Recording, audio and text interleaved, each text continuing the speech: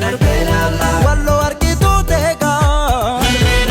Raya rayuma beega